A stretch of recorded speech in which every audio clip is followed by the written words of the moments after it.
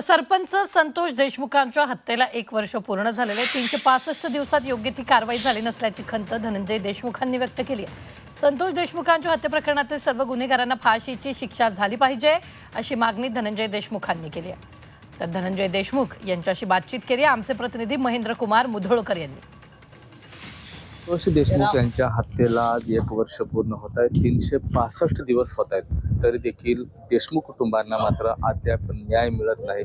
न्यायासाठी आजही त्यांची धडपड पाहताना आपल्याला सुरू होते। माझ्यासोबत संतोष देशमुख यांचे बंधू धनंजय देशमुख आहेत। न्यायाच्या दिशेने वाटचाल आहे। दिलेल्या शब्दांवर आपण म्हणजे स्टेबल आहेत, स्टँड आहेत की सीएम साहेबांनी दिलेला शब्द आहे की आरोपींना फाशीवर लटकवल्याशिवाय आणि गुन्हेगारी संपवल्याशिवाय हे सरकार थांबणार नाही। 7 जानेवारीला आमची भेट झाली होती सीएम साहेबाची। त्या दिवशी ह्या गोष्टी आम्हाला सांगितल्या होत्या। त्याचप्रमाणे पुढे SIT CID नियुक्त करून जे काही न्यायालयीन प्रोसेस चालू आहे, परंतु त्याही पुढं लवकरात लवकर न्याय कसा मिळेल, आरोपींना फाशी कशी होईल यासाठी आम्ही आशावादी आहोत।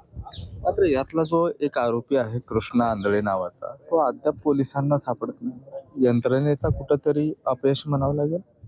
यंत्रणेचं अपयश म्हणण्यापेक्षा ज्या यंत्रणेत तो राहत होता त्या यंत्रणेला ताब्यात घेतलं पाहिजे सुरुवातीला। जसं की धारूर पोलीस स्टेशनचे तत्कालीन पोलीस अधिकारी आणि केज पोलीस स्टेशनचे 1-2 अधिकारी 29 जुलैला जी मीटिंग झाली त्या मीटिंगला पोलीस अधिकाऱ्यासोबत ह्या फरार आरोपी सुद्धा मीटिंग झाली। तिथं खंडणी आणि खून या प्रकरणावर सगळी बैठक झाली। खून कसा करायचा, खंडणी नाही दिल्यावर काय करायचं, ही सगळी तिथं दिशा ठरली त्यांची।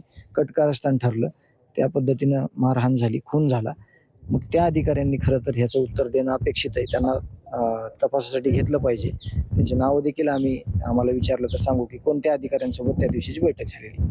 कॅमेरा पर्सन ज्ञानेश्वर वायबशेसह मी महेंद्र कुमार मुधोळकर, जीव 24 तास, मस्साजोग, बीड।